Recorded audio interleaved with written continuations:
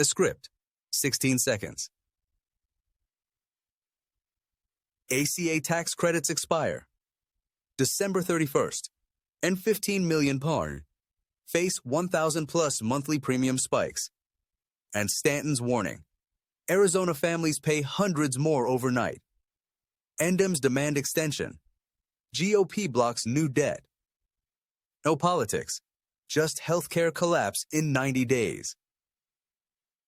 Shutdown.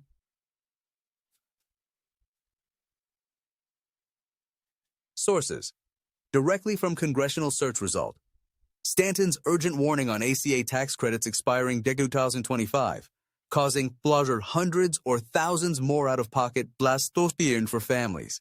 Avoids all prior topics.